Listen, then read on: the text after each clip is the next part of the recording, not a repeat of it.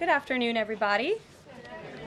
It's great to see all of you. As you know, this morning, the president spoke to President Putin of Russia. They spoke at length, and the president released a statement following that conversation in great detail.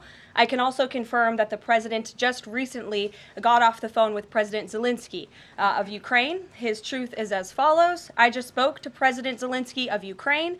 The conversation went very well. He, like President Putin, wants to make peace. We discussed a variety of topics having to do with the war, but mostly the meeting that is being set up on Friday in Munich, where Vice President J.D. Vance and Secretary of State Marco Rubio will lead the delegation. I am hopeful that the results of that meeting will be positive. It is time to stop this ridiculous war where there has been massive and totally unnecessary death and destruction. God bless the people of Russia and Ukraine. I myself just spoke to the president about these calls, and he told me to tell all of you they were very good calls, they were very positive, and the administration is wholeheartedly committed to a peace deal to end once and for all the Russia-Ukraine war. On the commitment by President Trump, he said that he and President Putin agreed to visit each other's respective nations.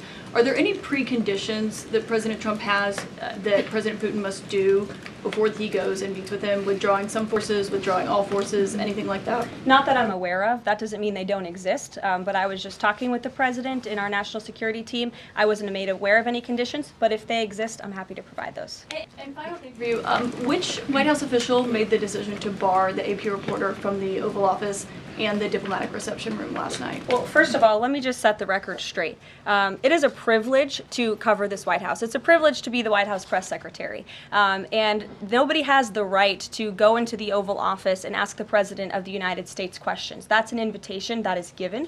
And there are hundreds of outlets on this campus, many of you in this room who don't have the privilege of being part of that pool every single day and getting to ask the President questions. We reserve the right to decide who gets to go into the Oval Office, and you all have credentials to be here, including the Associated Press, who is in this briefing room today. But isn't it retaliatory in nature is the argument, because the reason that the AP was barred, which they said was because they're not using the phrase Gulf of America, they're using Gulf of Mexico in line with their standards.